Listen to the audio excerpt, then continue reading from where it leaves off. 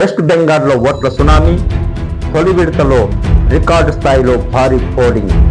దీదీనా మోదీనా, గెలుపు ఎవరిది? నమస్తే ఫ్రెండ్స్. వెస్ట్ బెంగాల్లో రాజకీయ రణరంగం ఉగ్రరూపం దాల్చింది.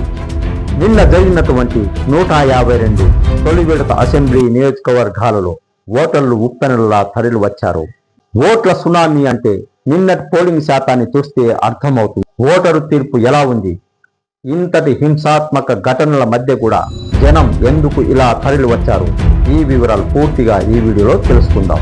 నిన్న జరిగిన మొదటి విడత ఎన్నికలలో బెంగాల్ చరిత్రలోని స్వాతంత్రం వచ్చిన తరువాత ఎన్నడూ లేని విధంగా అత్యధికంగా 93% ఓటింగ్ నమోదైంది.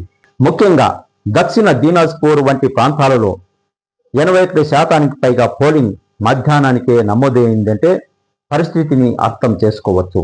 ఇంతటి భారీ స్థాయిలో ఓటింగ్ జరగడం అనేది అధికార పార్టీకి అనుకూలమా వ్యతిరేకమా అన్నది ఇప్పుడు అందరి నోట్ల చర్చనీయాంశమైంది. ఎన్నికలు టీఎంసీ వర్సెస్ బీజేపీ మధ్య జరిగాయి. 4వసారి ముఖ్యమంత్రి కావాలని మమతా బెనర్జీ బెంగాల్ ఆడబిడ్డను అంటూ సెంటిమెంట్తో, అవినీతి రహిత పాలన అంటూ మోడీ అమిత్ షా ద్వయం బెంగాల్లో పాగా వేయాలనుకున్నారు. ముఖ్యంగా మహిళా ఓటర్లు భారీ సంఖ్యలో ఓటేయడానికి తరలి రావడంతో ఇది మోడీకి ప్లసా దీదీకి ప్లసా అని చర్చించుకుంటున్నారు.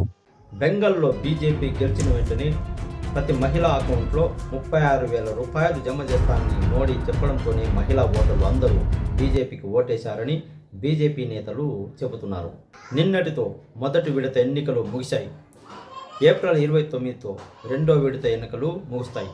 బెంగాల్ పీఠం ఎవరిదో తెలుసుకోవాలి అంటే మే 4 వరకు వేచి చూడాల్సిందే. మరి ఈ ఓట్ల సునామీ మమతను ముంచుతుందా, మోడీకి పట్టం కడుతుందా? మీ అభిప్రాయాన్ని కామెంట్ చేయండి.